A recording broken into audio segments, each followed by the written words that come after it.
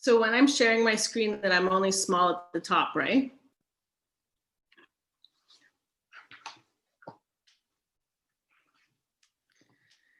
Yes.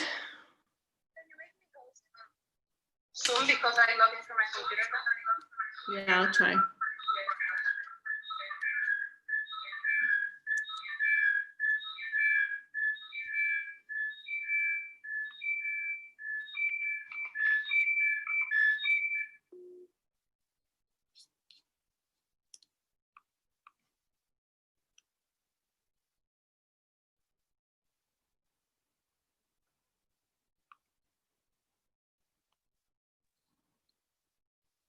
Hi, Sam.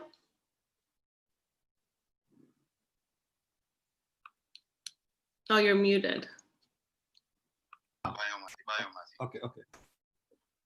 Yeah. Collar, should I put collar up? Yeah, if you can. Okay, I will do that.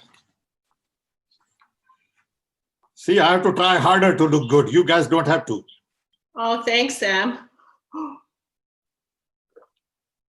Nice colors. We're a Okay. colorful bunch.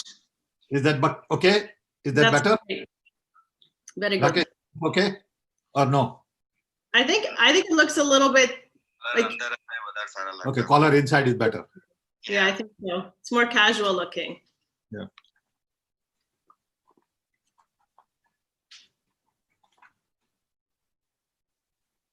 Okay. Yeah, that's better. Okay. That's good then. All right.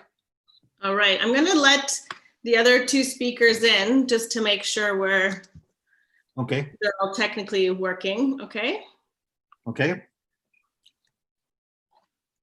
Carolina, why is Carolina frozen? She's not frozen, she's coming. Her image is on. Fatima. Hi. Oh, I have Good to to unmute have you, I you. think. Here you go. Fatima, good to have you. Can't hear you. Hold Sorry, on. nice to meet you. I am Good. currently fixing the camera. Good. We are. Nice to see you, Fatih. This is Sam, Sam Hello. Pitroda. Hi, Sam. Yeah. Good. I've heard Good. a lot about you. Thank you. Well, I'm alive. And You're real. Yeah, you're not a figment of my imagination. You're the stories I tell, Sam. Nobody believes you're real.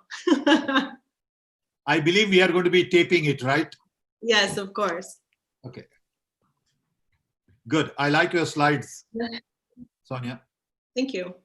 Now But I'm I going to don't- try to figure out how I can do both at the same time, but we'll figure it out. Just take it slow. Yep. Let me get a cup of tea. I see Fatima having some tea, so I feel like having some. Go for it. Sparkling water. I'm trying to energize myself. The I heat is killing us in Toronto. Hi, Eric. Hi, can you hear me? Yes, I can hear you. Nice to see you. Great, nice. I'm Sonia. This is Nice. Fatima. Sam just went to get a cup of tea. I heard And it. I heard it. Carolina will join us in a second. I'm here. Perfect. Hello. Hi. Nice to meet you, Eric. Hi, Fatima. Nice to see you again. Nice to see you, Carolina. Hi, Eric. This I'm so is Sam excited. Pitroda. Seeing all of your wonderful faces on one screen is making me excited. We should have more gatherings. You did it. You guys did it. You and Carolina. Hi, Eric. I'm Sam Pitroda. Hello. You are in Kigali? Where are you? You asking me? Yes. Yeah, I'm in Kigali, Rwanda. Good. Yeah.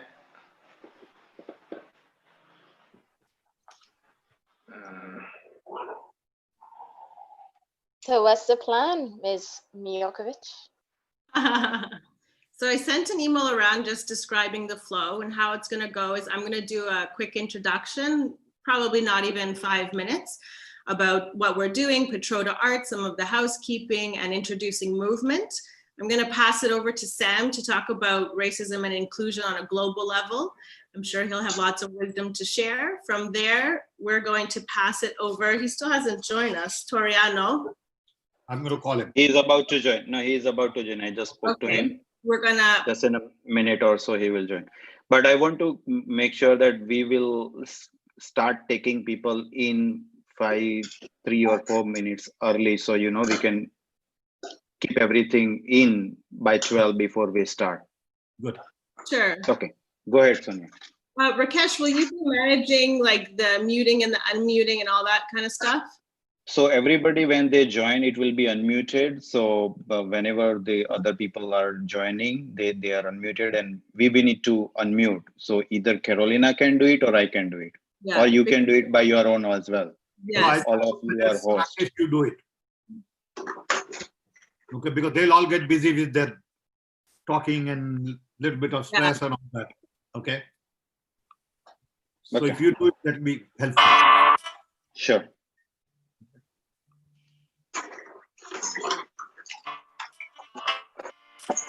Eric, what do you propose to do? I'm Pardon? here. No, what do you propose to do? I think sounds good though. Yeah. No. Unless What are you going to do in 6 minutes you have? sorry, can you come again? What are you planning to do? Oh, so I'm going to have a conversation, take you through the history of how. Hey, Toriano, Sorry. turn off your. That's good. Can you hear me? I can hear you. Yeah, I can hear you. Can you hear me? Okay, yeah. This is Toriano, friend of mine, little crazy guy, but a good. Okay. He's sort of the dog trainer. The what? Dog. He has been training dog all his life. Oh, that's nice. He's in Chicago. Cool. Welcome, Toriano. So go How's it ahead. going? Eric. Something. So basically, I have some poetry that I've been writing for a while, and You are a I co-host just, already. You are not? Oh my God, I'm sorry. Go ahead. okay. So basically, I have poetry that's related to identity, you know, and how identity as Black people right now is more of a reaction to whiteness, you know, and colonization and all these structures that have been happening over the time. And maybe take you through the story of how I was born and a place where that was partitioned before. There used to be one country before, they became another country before because of the partitioning in Berlin. And so all these consequences that we deal with and how we are shaping our societies and cities and countries designed by the same mindset of using the colonial hierarchy. And so the question, I'm posing more questions about where are we as Black people? Is this really what we want? Or is this some sort of, are we following an order that we don't even see, you know, like something that's been established before and it become part of our subconscious. We don't even know that it's happening over time. So this is pretty much the poetry. And then between there'll be conversations, like transitions to lead you to another. So within 8 minutes, I'll be done. Good. Yeah. Good. Do we have professor from Princeton joining or not?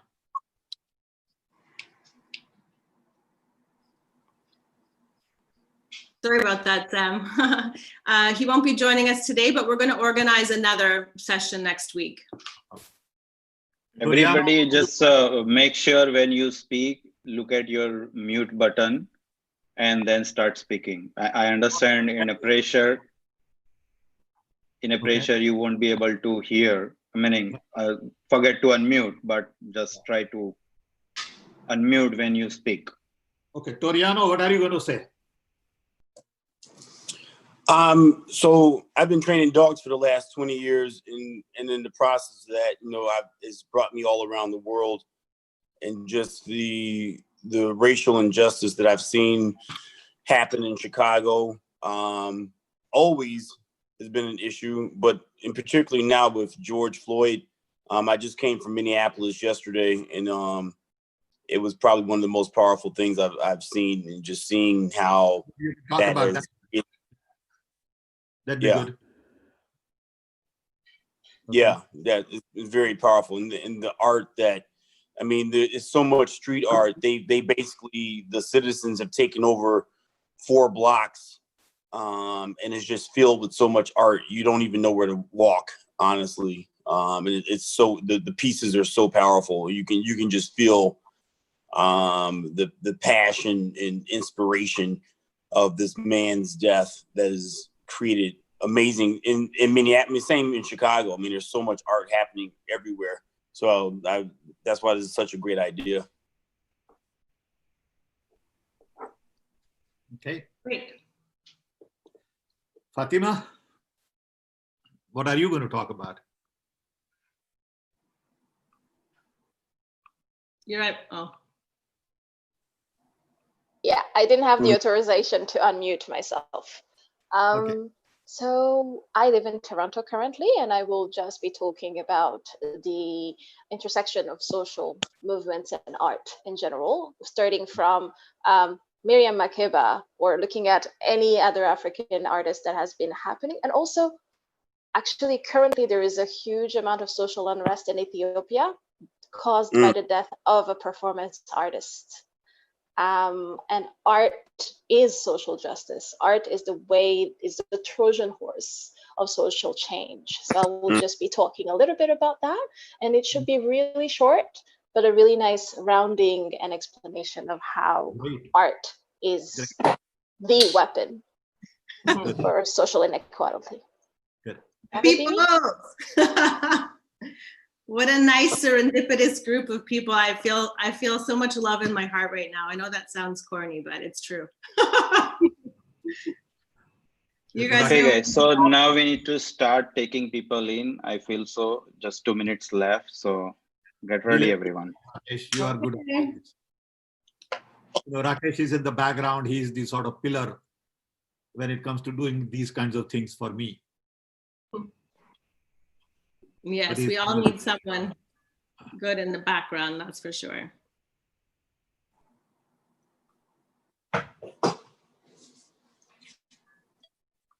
I see some friends. Hi, Javier. Wow, what a surprise. Hey, Pushkar. Good.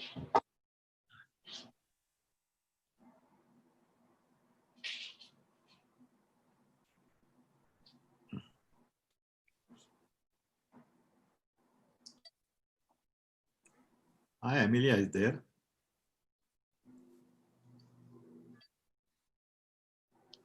Good. Yes, we're filling up. Hi, Bhupen.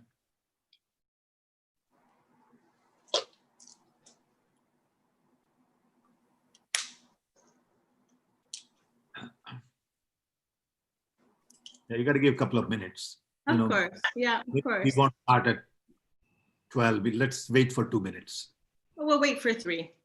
Yeah, good. Yeah, Thank once you. people get the link and everything.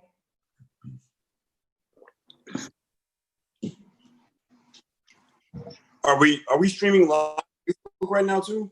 Yes, we are. It will start exactly at 12 to streaming on Facebook and YouTube both.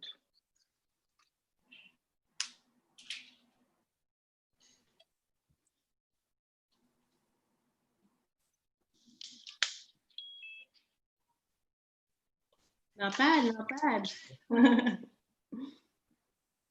Alice. Wow. Good.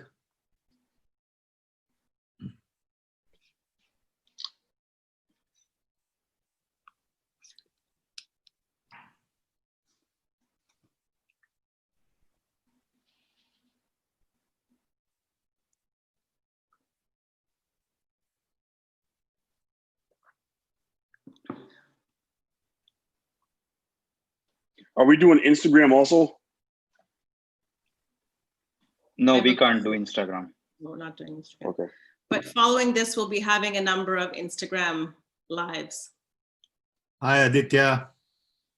Welcome.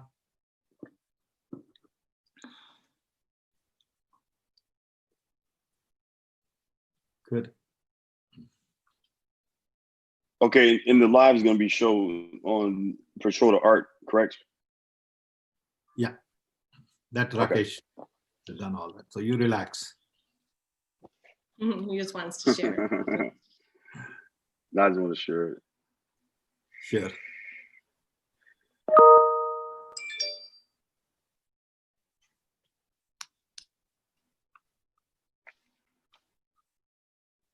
Good. Wait for another 2 minutes and then we start. Sure, no problem. Good.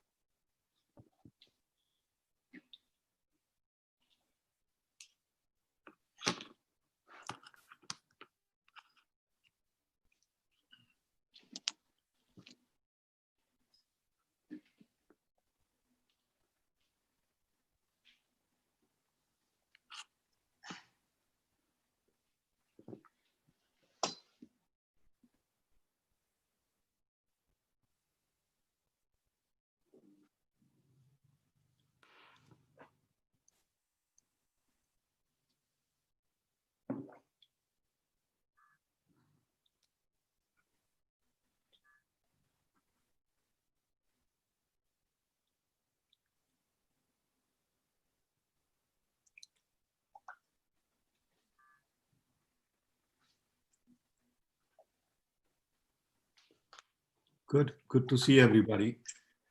Lots of people are joining now. Let's start at 7:05, just to make sure. Okay. I assume Rakesh is adding people as we go along.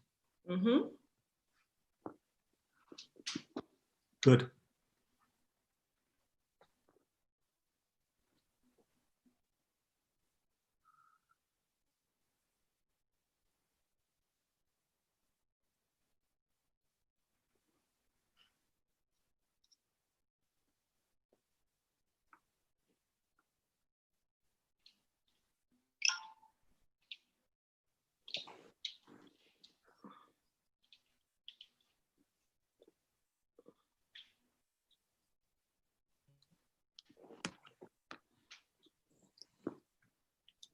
Should we?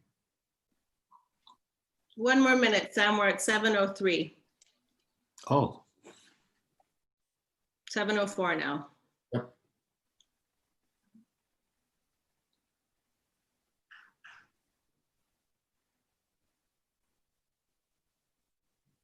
You guys ready for some fun? Let's do it.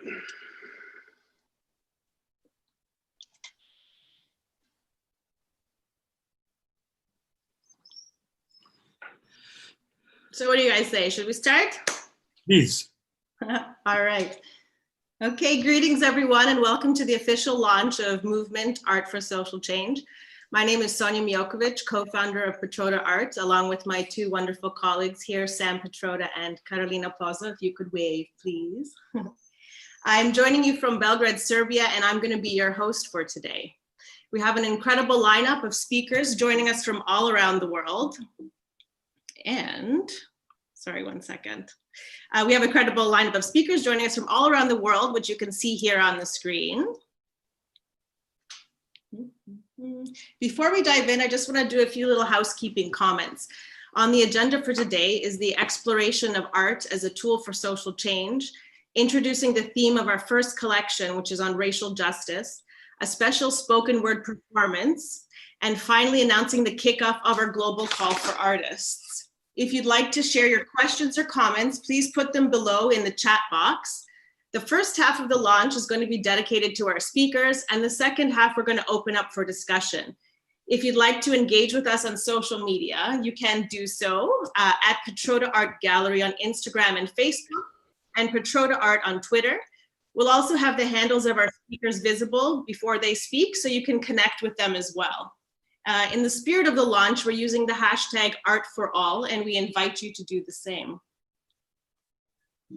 It seems like we still have people coming in, which is great. Oh, sorry, guys, I don't know what's happening here. Oh,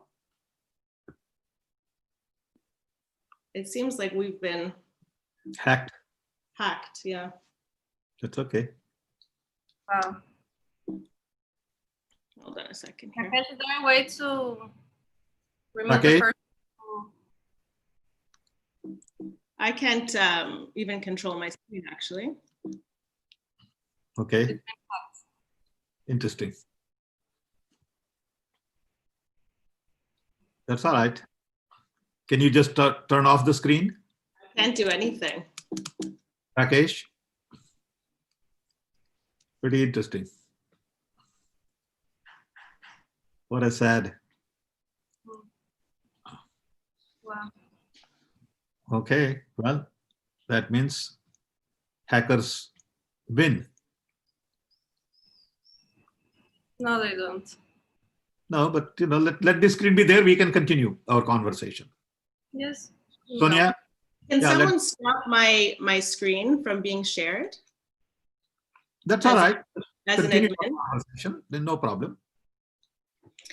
All right, so Pitroda Art is an online gallery which promotes contemporary art through curated collections. Seeing this atrocity on the screen right now really makes it bizarre and all the more, I think, necessary to start these conversations, which are essential. We started the gallery about 3 years ago, and we built the platform that celebrated creativity to really focus on artists from emerging markets and talent, focusing on talent that wasn't hitting the mainstream. Rakesh, can we, sorry guys about that, but. But that's all right. This is a painting to me. Let it go on. Okay. Yeah, it's a painting. So that's okay. Move on. All right then. So we're most excited about movement because we've always had the ambition to take the conversation into the public sphere. And I suppose, I don't know if this is some kind of interpretive art here, but I guess there's space for everything. We wanted to platform where artists can share and explore their work with a larger global audience.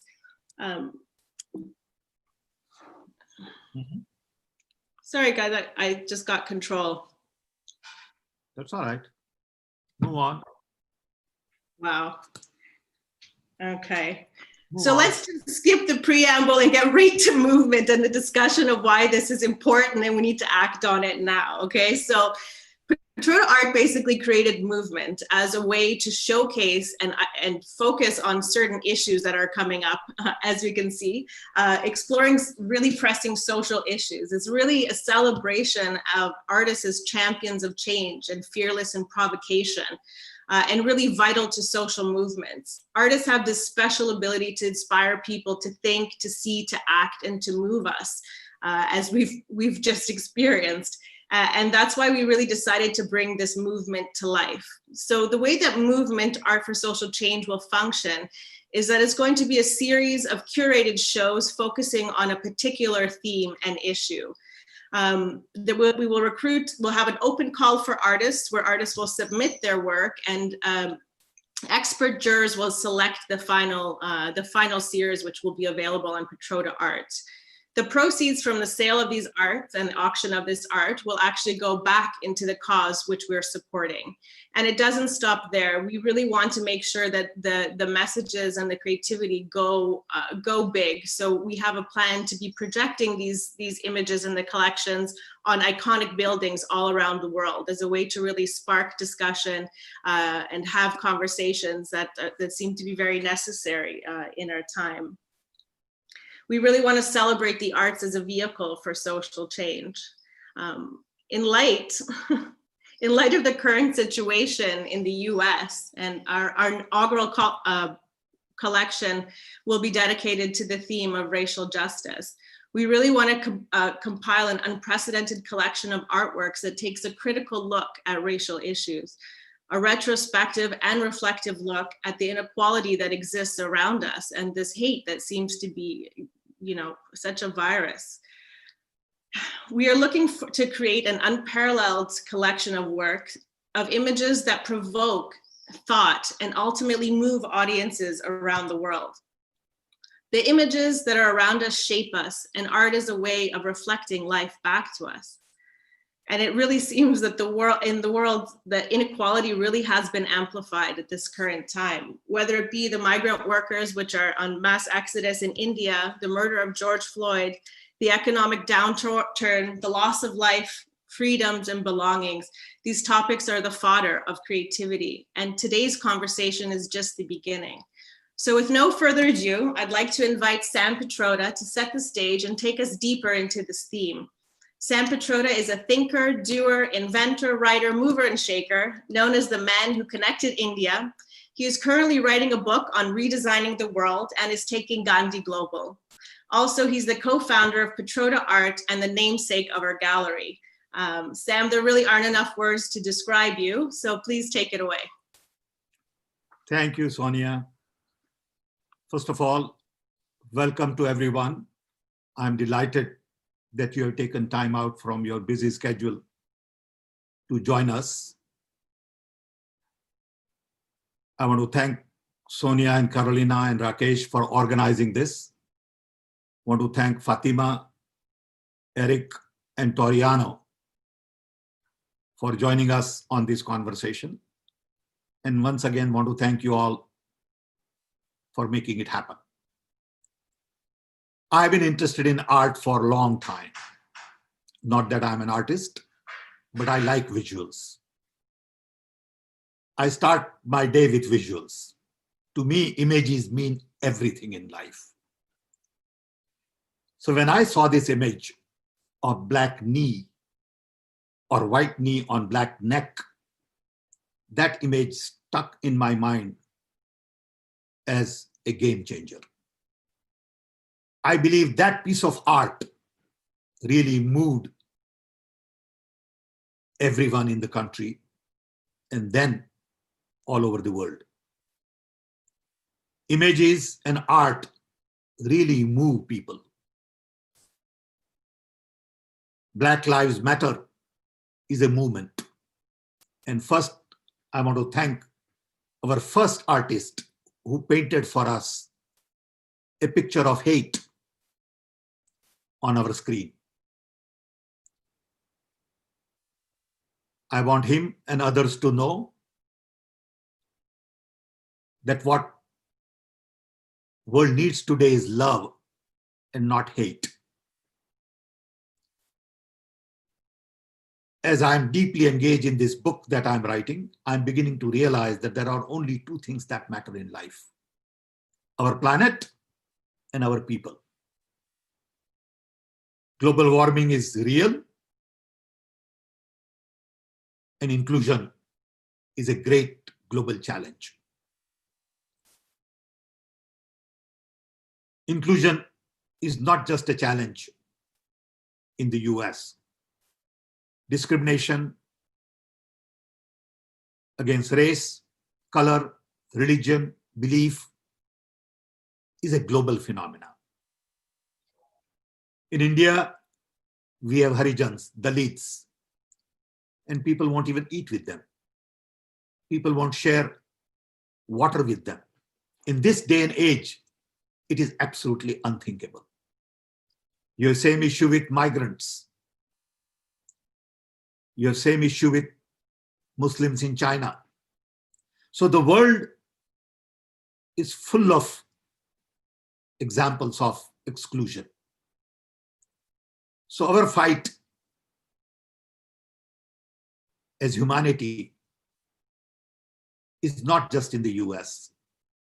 It is a global fight to include people of all shapes, size, color, handicap, and you name it. They are all human beings. And I think it's about time that we pay attention to this. And coronavirus has made this very visible, that we are all same. And to me, this is the time to bring about generational change on inclusion. If we really want peace and prosperity, on this planet, we got to include everybody. All our conflicts all over the world are because of exclusion. You take World War II, you take World War I, you take, Korean War, you take Vietnam War, it's all about exclusion or concern on the part of people for inclusion. Violence, conflicts, everything has to do with division. I see this great pain that's going on in India because of rise of Hindu fundamentalists. It bothers me. But my own friends don't get it because they believe that one group is superior than the other. And the same issues are being fought at this time because of Black Lives Matter in US and in many parts of the world. Art is a way to communicate. Art includes paintings, videos, and a lot more. Sculptures. And artists are at the core of social communication. And I believe Fatima is going to talk a little more about it. Eric is going to talk about his journey. And Toriano is going to tell us a little bit about what's going to happen what has been happening in Chicago. So to me, inequality is at the core of this conflict. Inequality between rich and poor, urban, rural, educated, uneducated, blacks and white, racial discrimination, caste discrimination. If we can just focus on this inequality for the next 50 years, we'll create new world. People just don't get it. That inherently they have built-in biases against people. They don't even know that they have biases. And I think we all need to work towards attacking those biases, and art can play an important role in this. So I want to thank everybody for joining us. I've taken a little more time than I've been allocated. So my apologies, Sonia, but I get excited when I see all these people and faces. You're welcome to speak, Sam. I had a big meeting this morning on education. What education means in this process. So I think every one of these issues need to be global. And I'm delighted that we made this event global. Thank you, Sonia. You're welcome. Thank you, Sam. To further flesh out the theme of racial justice, which we're going to explore, I'm going to pass the floor to Toriano Sanzoni. He's a fellow cultural chameleon, a North Lawndale native, activist, entrepreneur, and another larger-than-life man who's hard to describe with words. He'll share his thinking on the current situation and the movement's first collection on racial justice. Over to you.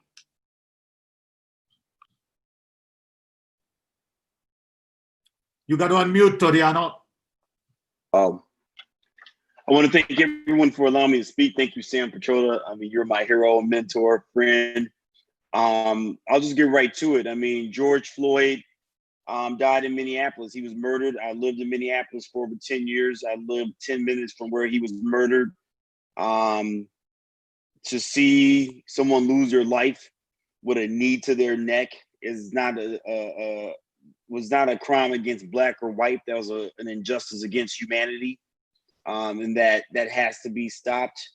I've seen just in the last 4 weeks here in Chicago, racism on a level that I never thought I would see in 2020. You know, I was called a nigger, a moolie, get the fuck out of my neighborhood, in my own neighborhood of Little Italy.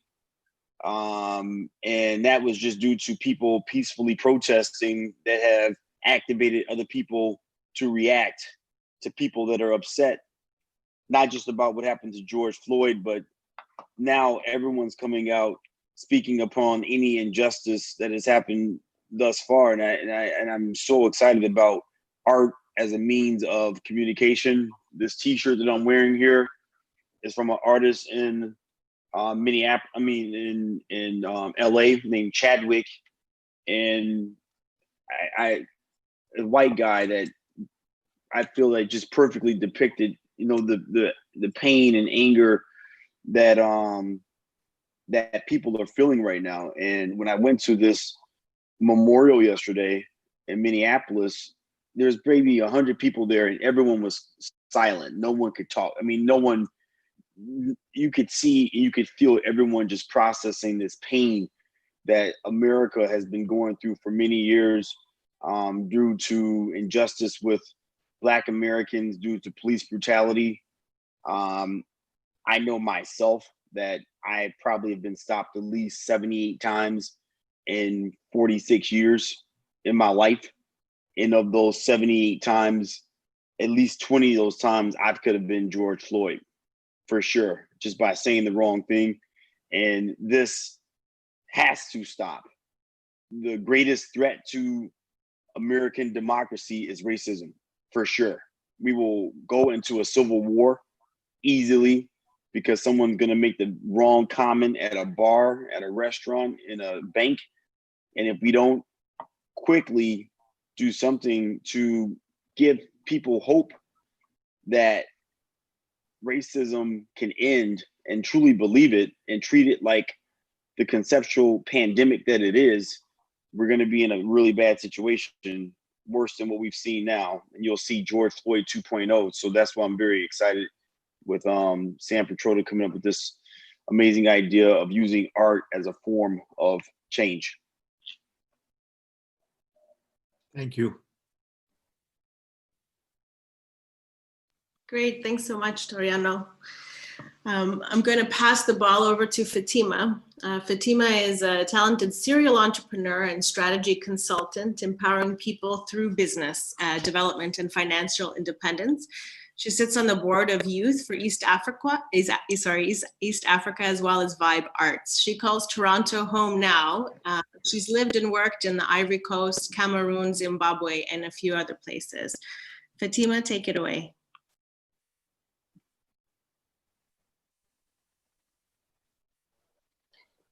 Thank you. Trying to unmute myself a little bit. As our new friends just demonstrated, art is power. Art is the one language that often doesn't even need translation. It often speaks to our higher selves in the form of love, kindness, unity, ubuntu. But it also brings out the other part of us, the hate, the anger, and also the outrage, which brings us into action. And it brings us all together in many ways. Currently in Ethiopia, there is a huge amount of unrest due to the death of an artist. His name is Hachalu Hundessa. And his name is not the only one in the pantheon of artists who have shaken us all, who have made us move and go forward to making the world a better place. From South Africa's apartheid with Miriam Makeba, Lebo, so many more artists, to every single independence movement that's been around the world. Anytime that we've advocated for our rights to be human, to be considered as human beings, there has been an artist at the forefront. And the artist community is usually the first one that brings us together and give us the language to communicate across cultures, across languages, across ethnic backgrounds, across the way we look, the way we think, how much money we have. Art brings us together, and I'm excited for what movement has for us. Thank you. Thank you, Fatima. That was beautiful. Now to get some art into action, I'd like to introduce Eric One Key. He's an independent poet, spoken word artist, MC, performer, actor, and blogger from Rwanda. He explores various formats of storytelling. Subjects that often occur in his work touch on identities, individual and collective, power systems, and society dynamics. His most recent project is called Mass Poetry. It was unfortunately interrupted by COVID-19, but you can follow him and watch him on YouTube to see the work as it unfolds and progresses. So now he's going to do a performance for us, and I will pass it to you, Eric.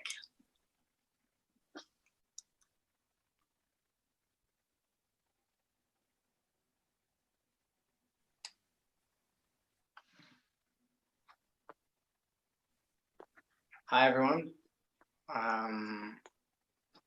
My name is Eric, and I just decided at some point in life to name myself One Key, because Eric is a name that is imported, and my family name is Ngangari. And to us, as Africans, the family name means everything. You can trace your lineage, you can connect history with it. But when it comes to me being called Eric, it ends there. There's no more ramification to my history. So it's just like my identity is disrupted at that point. And this was used by, as a form of breaking the ongoing history of us as Africans with colonizations. And so you get baptized and then they tell you become a new being, right? And the new being has to act and behave in a certain way that looks like the white person. So the white person becomes the symbol of greatness, you know? If you come on time, if you do things right, oh, you do things as white people. And that over time has become embedded into us in such a way that when we think success, when you think greatness, when you think about better life, when we think about CT, when we think design, when we think literature, when we think art even, you know, our eyes from Africa convert, you know, automatically towards the West, you know. I'm talking about Europe especially. And of course, because there's been a lot of advertisement with America, so everything just goes over there and we forget who we are, we get lost in this process. And so my question over time has been, so who am I? Am I African, as my foremothers and forefathers would have wished that I am today?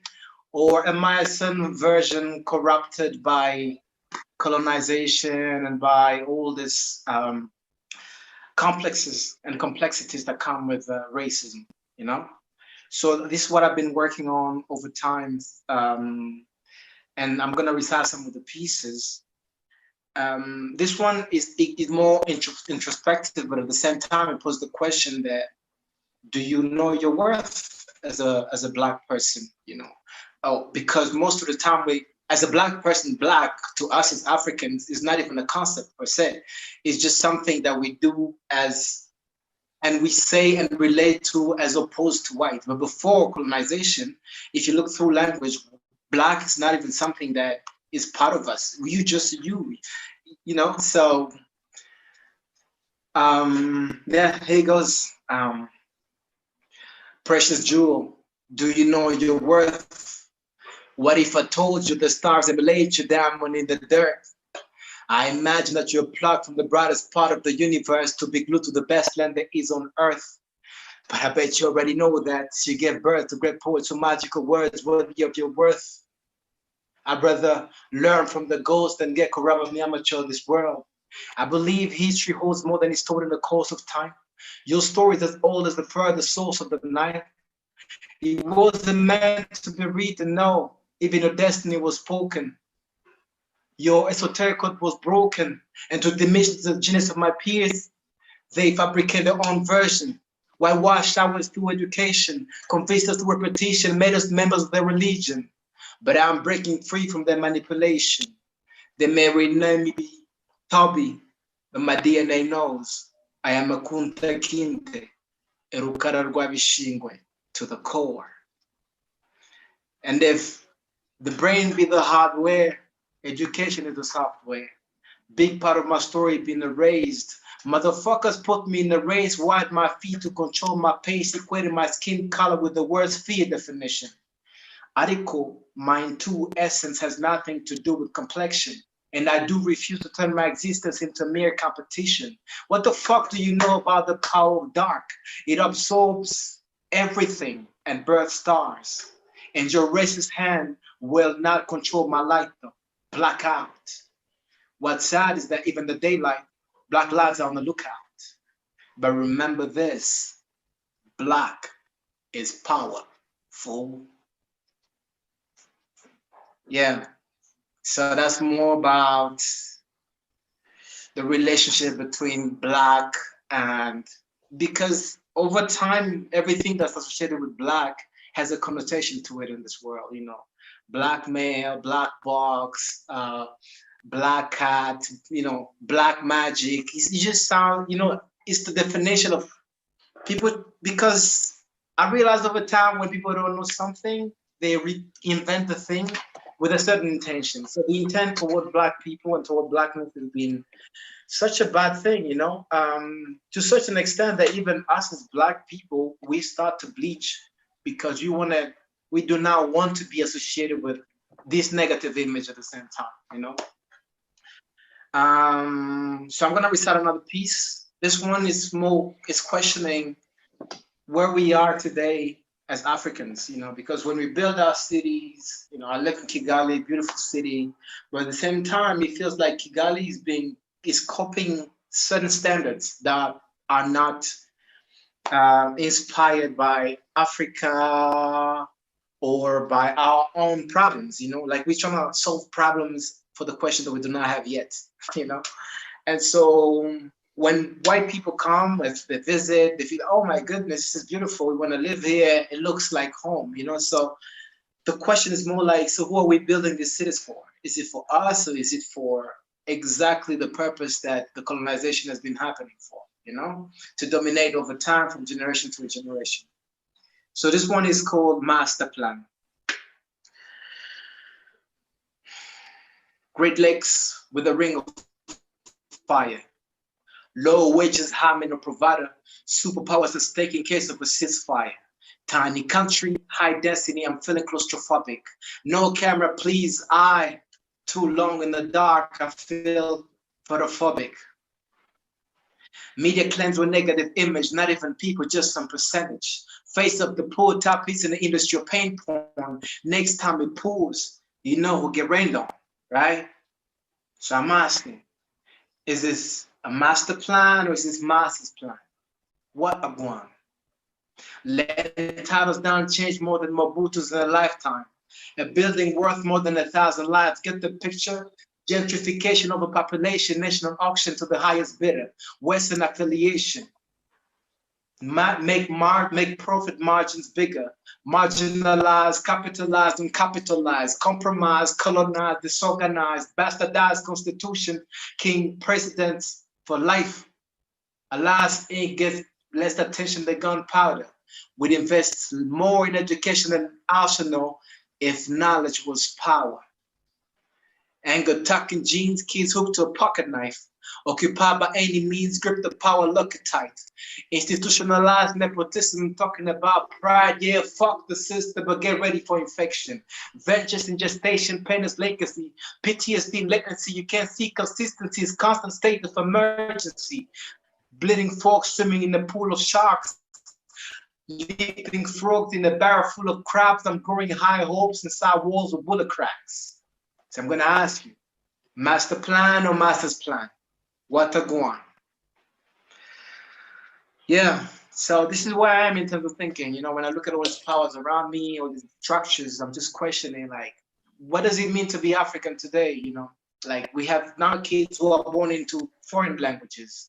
You have people who can speak French and English, but not really their mother tongue. And our languages really, really, really hold. It's really coded, like it really holds a lot of truth regarding identity. Yes, it's the past and we're not there, but it's also part of our DNA, you know?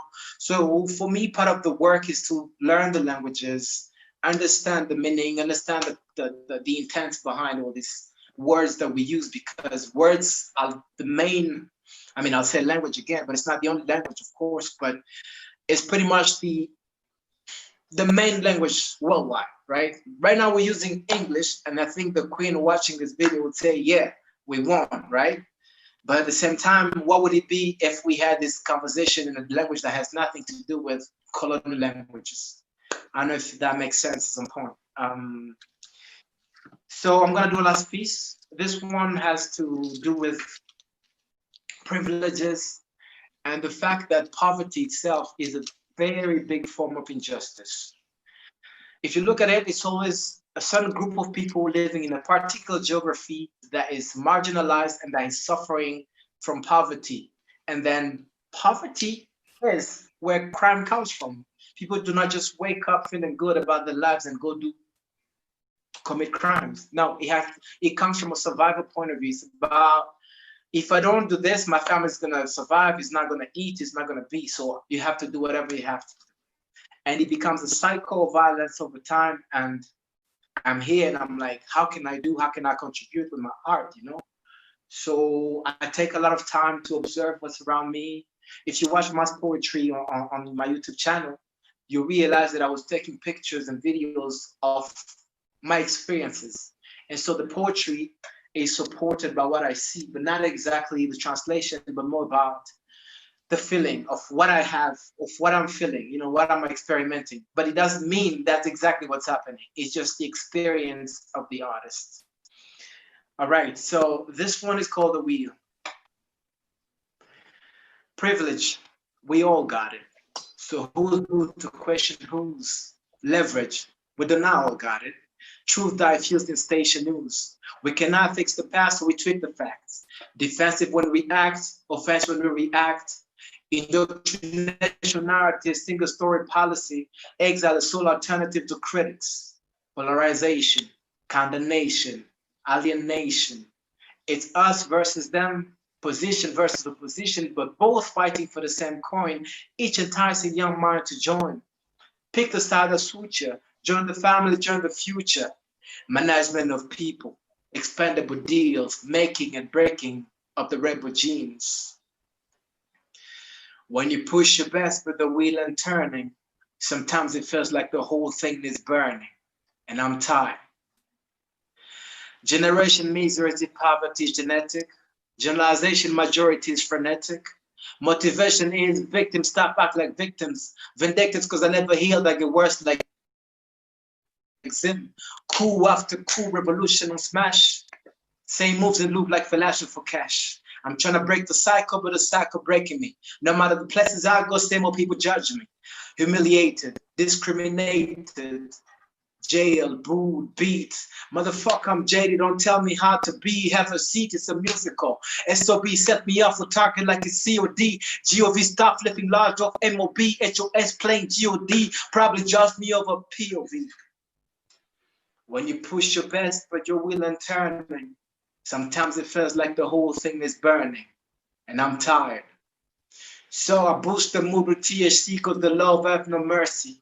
Boost with homies, laugh of absurdities. Libation for the hearts in the skies, masturbation's lullaby. Selfish for 10 minutes since the city be snoozing. Paradox of a tourist mindset and country in the building. Misplaced priorities, wasted opportunities like having fertile soil but starving to death. Like it's raining outside but taps remain stealth. Like living on a gold mine with no access to wealth. Growing oligarch economy, street western, no money. National bank in the York conglomerate monopoly. Panama Papers, Pandora black box. Congo money. Eye to eye with the Medusa. Motherfucking snakes come bite me. That's it. Yeah. Good. Lot of pain. Lot of pain. Love it. Bravo. Thank you. Thank you, Eric. That was great. A great performance. Thanks for sharing that. This is hopefully the first of many engagements and conversations that we're going to be hosting over the next few weeks. So we really want to broadcast and reach out to as many people who want to join the conversation, either through performance, like Eric, thank you, and through conversation and dialogue. For now, I'm going to pass it over to Catalina Postal, Catalina is a powerhouse of a social entrepreneur, always looking to build equitable projects. She's the founder of Avanti, an Ecuadorian foundation which has been fighting poverty in Ecuador for the last 10 years. I want to invite her to tell us about the Call for Artists, which is launching today. Carito, take it away. Thank you, Sonia. Hello, everyone. Thank you so much, Eric, Toriano, Fatima, for sharing. And it's really inspiring to hear your messages, particularly your vision about this situation. I want to, first of all, I know there's a few artists here who are joining on this call. And if you're not an artist yourself, but you know someone, get the word out. We're really excited about movement starting today. This call is open to anyone, any artist globally. I'll just give you a few pieces of information. All this information will be available online, so you'll see everything there. I was gonna share my screen, but I won't, because I don't wanna give any more space or canvas for hate. This is only a canvas for peace and love. So it's an open call. It's for free of charge to submit your artwork. The mediums accepted are 2D visual arts, painting, drawing, prints, photography, mixed media, digital art, illustration. You can submit up to 3 pieces of work, include an art statement and a brief biography, and any relevant website or online resources or information about you. We're really excited to announce that we have 2 jurors who are going to be judging the artwork that will be submitted and selecting the top 30 pieces. I'll share a bit about them. The first one is Chica Ortega Agulu. He's an artist, curator, and art historian. He's professor of African diaspora art and director of graduate studies from the Department of Art and Archaeology and the Department of African American Studies at Princeton University. He's one of our first judges that has confirmed. We're probably going to be hosting a webinar with him to learn more about about his work through the university. And the other one is Kelsey Adams. She's an arts writer and cultural critic from Toronto, whose work explores the intersection of art, film, and music with a focus on the contributions of marginalized cultural producers. She has written for the Canadian Art, the Globe and Mail, the Toronto Star, CBC, The Further, ID, Complex, and many more. So we're really excited that Kelsey and Chica are on board.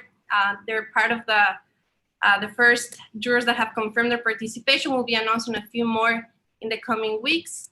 As you know, and you might have heard through this process, we're gonna be looking at projecting the art on iconic buildings in cities around the world. This is part of the plan. So really excited to get the city perspective as well. We know art has been such an essential piece in the Black Lives Matter movement, especially in the United States, when we've seen art on streets, on floors, and I think Toriano also through his journey these past weeks all around the country, he's seen the power that he's had all around. And so we're really excited to bring all these artists together. Please spread the word.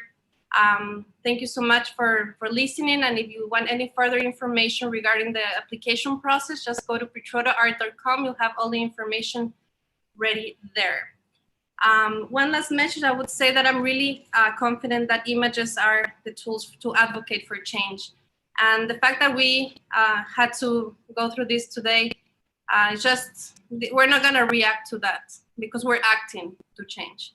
And so this is part of it, and it just gives us more incentive to collaborate and find the right partners to make this happen, and through art contribute to this cause of racial justice. So thank you so much, and I'll get it back to you, Sonia. Thank you, Carito. Wonderfully stated. I like what you said there, and keeping the conversation about positive change and making a difference, because it's needed now more than ever.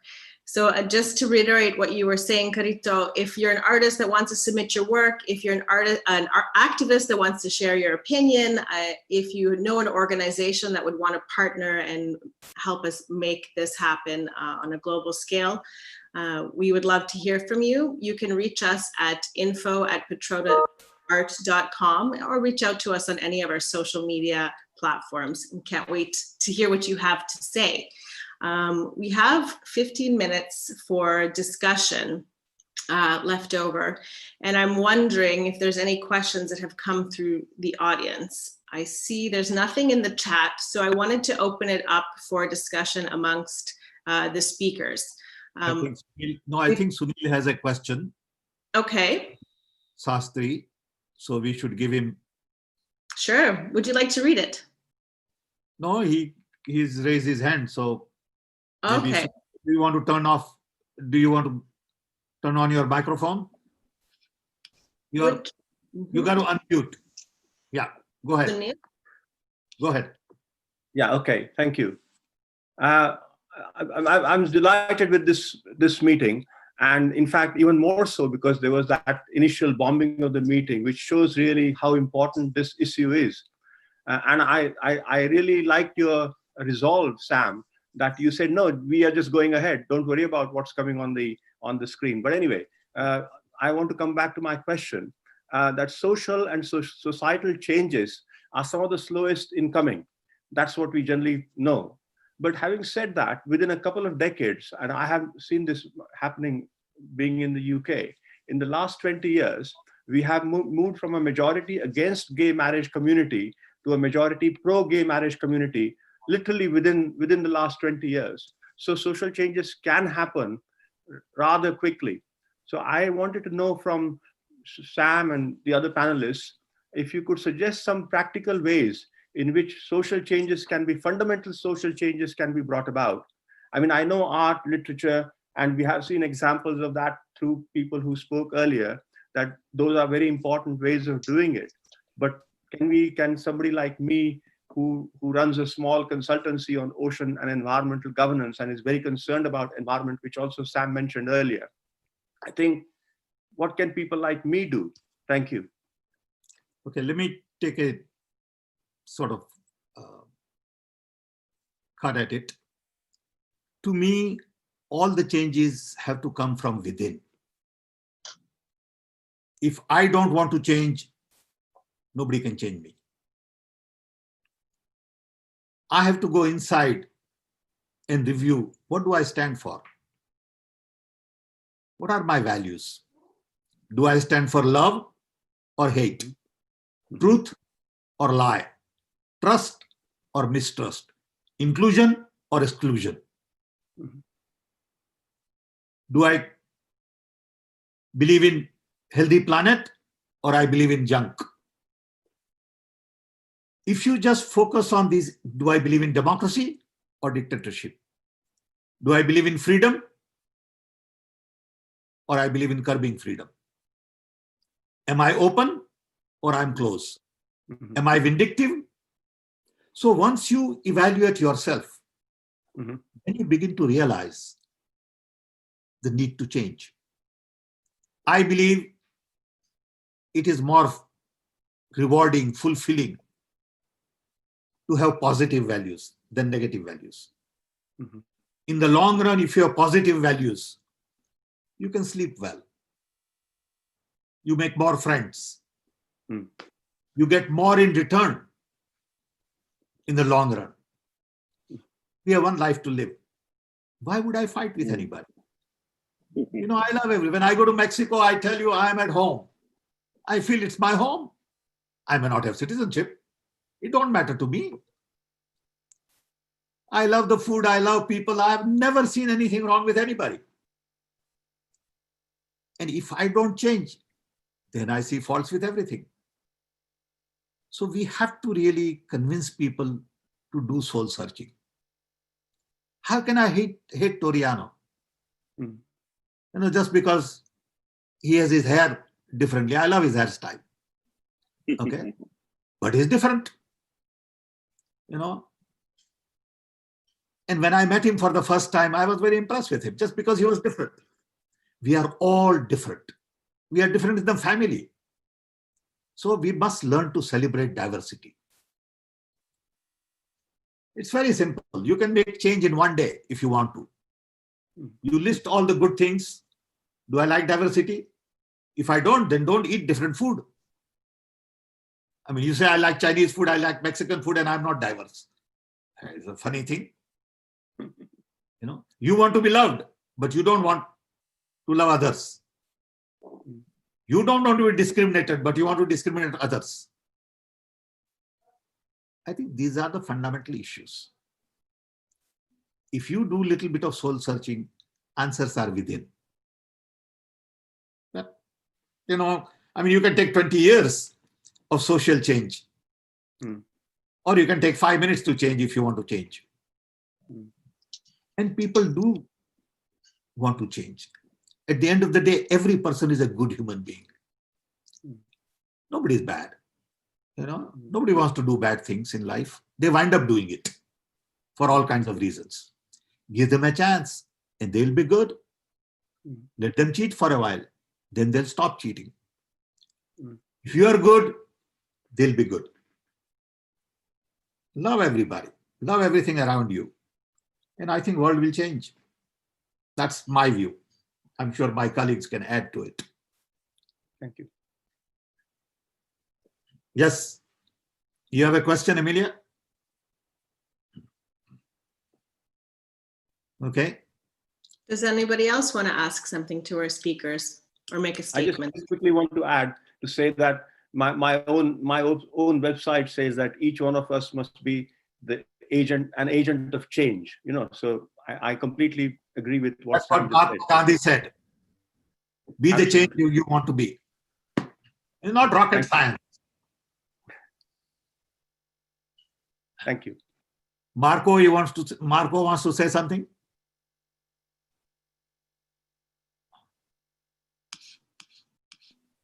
I saw. Okay. Anybody else? Do any of the speakers want to make any final comments before we close? We have a few minutes left. Anybody else? Fatima? Yeah? Go ahead, you can unmute. There you go. Sam, yes to everything. It is about examining oneself on a daily little things that we do, on who we interact with, how we live our lives, because it is true, it starts with us, every single one of us. I am just so excited by the fact that the whole world is more galvanized towards incredible change and incredible growth. And the art that is coming out of the world right now is way more powerful than it's been in many years. And we're all going to come together with this. I'm excited for that. Thank you. And change has to come from every corner.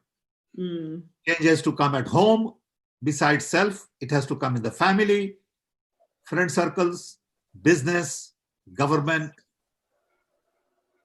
social networks, communities, you know. Everywhere that we touch, everywhere that we see, everywhere that we walk, our greengrocer, our plants in our house, every single place that we consciously look at. See, for the first time in the human history, we are all connected. Never happened before. Yeah. To me, it is a bigger invention than fire. All 8 billion people are connected. What does it mean to have connected world? Should we go on doing the same thing we have been doing in the past, which we were taught to do it in unconnected world, in a connected world? I don't think we have understood the meaning of connection yet. Connectivity naturally is instant. There is no distance. And you can do lots and lots of interesting things with this new connectivity. It is a hyper connectivity. And that's why I see a hope to redesign the world, because of hyper connectivity. Agreed. We have one more question from Xavier. Yes. Xavier, you got to turn on. Yeah, feel free to unmute yourself. Yeah, thank you very much, Sonia. And this is my first time here in the Pitroda Art Gallery. Thank you, Sam, for your invitation. And I'm just curious that when we are going to get in touch with the new collection of art. I was, waiting minute after minute just to see the chosen 30 pieces of art. And I invited Marco Amaya because Sam, we have to talk more about him and the institution he represents. Sure. And we are, as an institution, we are very interested in art as a way to move the hearts of the people. Great. Facilitate the change for many people. So that's my question. When I can see the pictures, the pieces of art.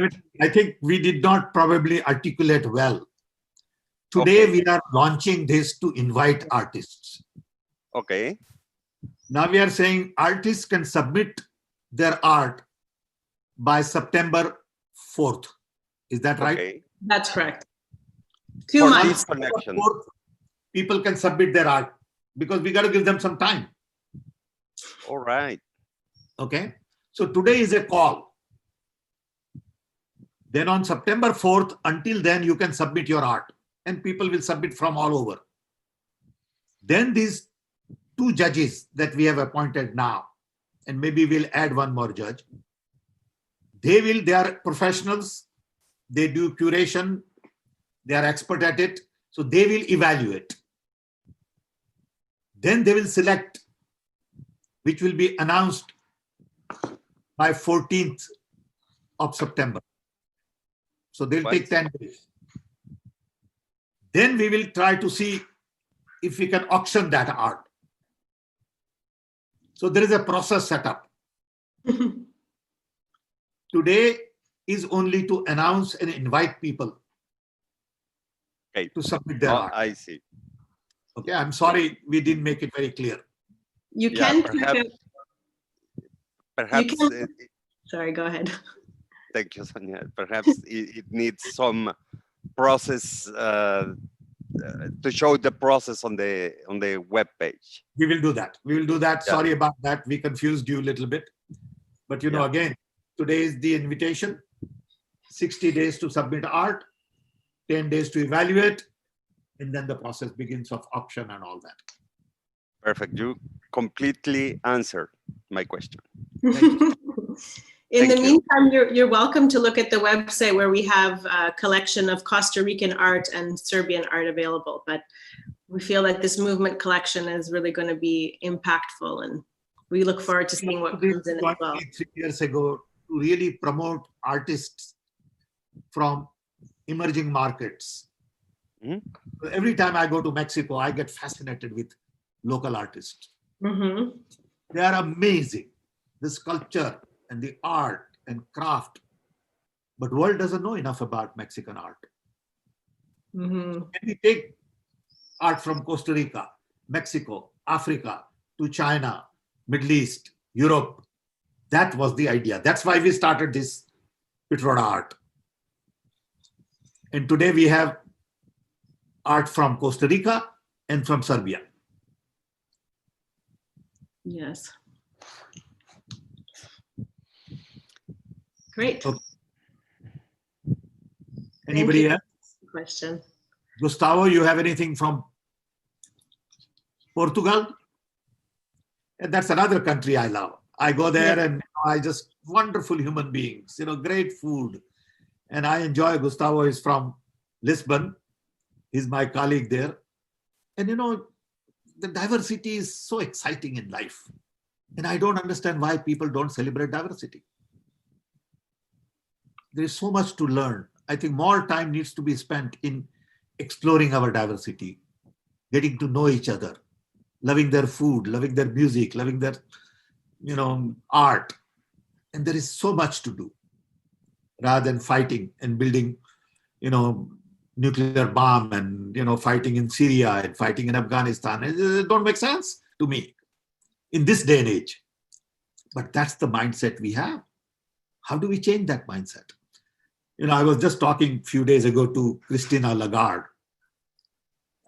She's a friend and she is the head of the European Bank, Central Bank. And I said to Christina, Christina, we need more women leaders. Because they don't want war. They want peace. World doesn't have enough women leader. I can see 10 women leader, they'll never discuss military equipment. And she said, Sam, you're right. She said, I'll mention this to Merkel.